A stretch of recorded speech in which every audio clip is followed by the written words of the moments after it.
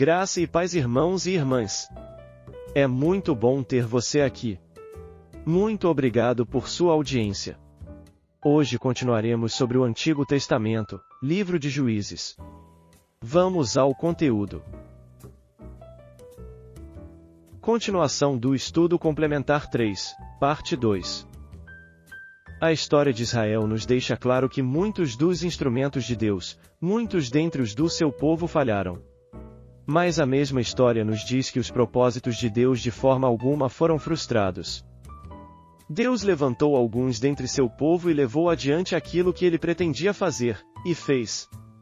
Logo a questão retorna novamente a nós: queremos fazer parte disto? O remanescente fiel é, antes de mais nada, formado por aqueles que tiveram a coragem de julgar os seus próprios erros. Aqueles que renderam o seu coração sem temor. Aqueles que pediram: sonda-me, ó Deus, conhece o meu coração, prova-me e conhece os meus pensamentos, vê se há em mim algum caminho mau e guia-me pelo caminho eterno. Temos de entender, antes de mais nada, que o povo cananeu era um povo absolutamente perverso. Adoravam a Baal e Astarote, deuses da fertilidade.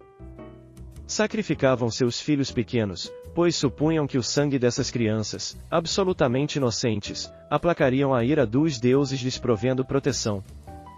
E, como se não bastasse, faziam o sacrifício dos filhos primogênitos, numa cerimônia de dedicação dos alicerces das suas casas, pois também supunham que isto lhes proveria longevidade e paz. Ou seja, os cananeus eram um povo absolutamente perverso. Logo, entendemos o porquê do Senhor ter dito que o seu povo, ao entrar na terra, deveria exterminar totalmente os cananeus. No entanto, o povo entra e faz aliança com os cananeus. E eles fizeram aliança com os cananeus, porque nos seus corações eles não tinham entronizado o verdadeiro Deus. Portanto, abordando pelo lado negativo, não só o que se tem em vista é demonstrar o erro no ensino bíblico, como também trazer à luz o ensino correto, haja visto que os erros quanto a este assunto têm sido extremamente difundidos no meio da cristandade hoje em dia. Existem hoje duas porta-vozes deste ensino incorreto. São duas mulheres, e uma é conhecida como Neuza Etioca, Ministério Cepal, e a outra ministra de forma mais livre pois que não está ligada a nenhum ministério e se chama Vanilce Mil Homens. Ambas mulheres têm disseminado um ensino estranho e confuso no que concerne à palavra de Deus no tocante à batalha espiritual. Elas, na verdade, não foram as originadoras deste ensino, pois as distorções deste ensino vieram dos Estados Unidos. A pessoa que deu origem a este ensino distorcido se chama Peter Wagner nos Estados Unidos. Ele começou a difundir técnicas de combate no tocante à batalha espiritual.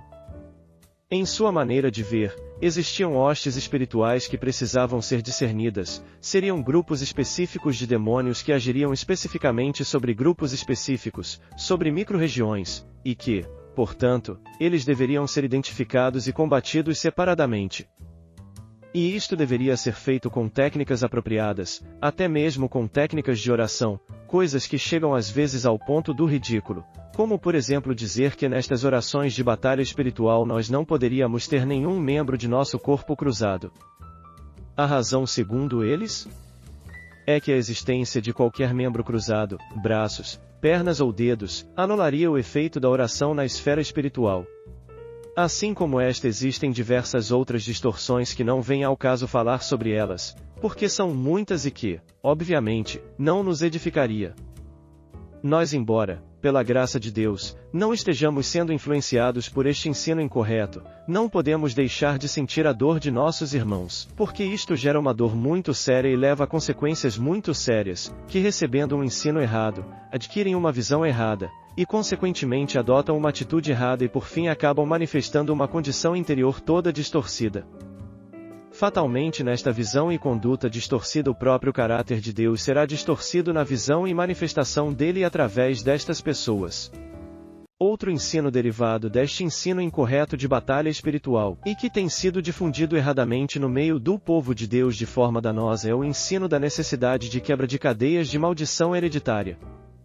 Este não é um ensino em si, mas é derivado deste ensino incorreto sobre batalha espiritual. Eles creem que existem hostes espirituais do mal que acompanham de uma forma específica uma família. Então existe o espírito do vício, o espírito do adultério, e etc. E este ensino defende que este espírito acompanha aquela família e todos fatalmente entrarão naquela linha. E isto não é bíblico. É inegável que as hostes espirituais do mal são um fato e que a batalha espiritual é um fato, mas nunca a batalha espiritual poderia ser abordada desta forma negativa e nem ser reduzida a técnicas para combatê-los, como a maneira de orar. Neste sentido, estas pessoas orientam os filhos de Deus a procurar descobrir o problema e aí existem, até mesmo, líderes especializados para isto, o que leva muitas pessoas a um caminho de soberba, pois existiriam líderes dentre eles que teriam a capacidade de discernir quais castas de demônios que existem neste lugar, ou nesta pessoa. E mais, segundo eles, estes demônios devem ser conhecidos pelos nomes, porque conhecer o nome do demônio daria autoridade sobre ele. Logo eles costumam se relacionar com pessoas endemoninhadas e fazendo assim, procuram descobrir qual é o nome daquele demônio que toma posse daquela pessoa e em qual região ele age. Isto é, de fato, um absurdo. Por quê?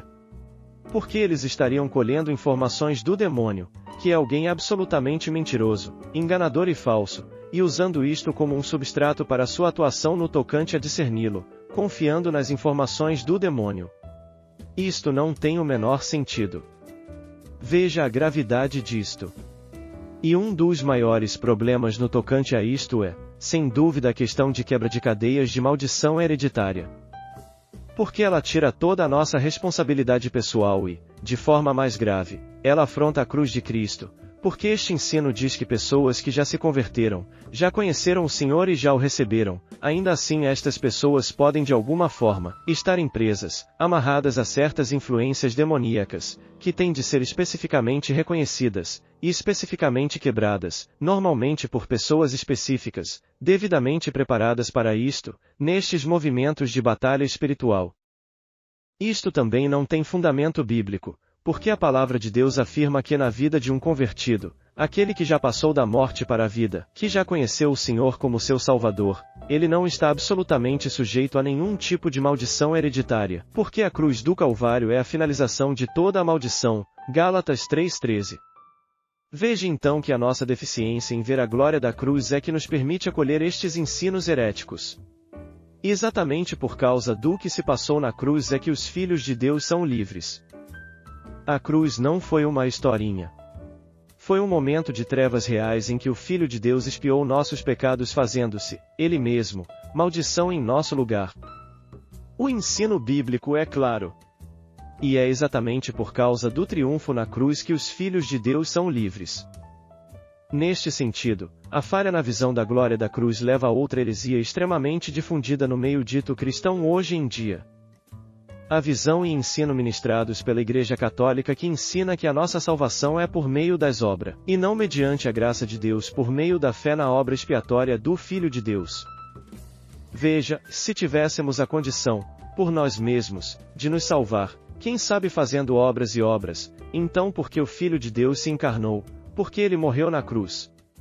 Obrigado por assistir até aqui. E não perca a continuação do estudo complementar 3, no próximo vídeo.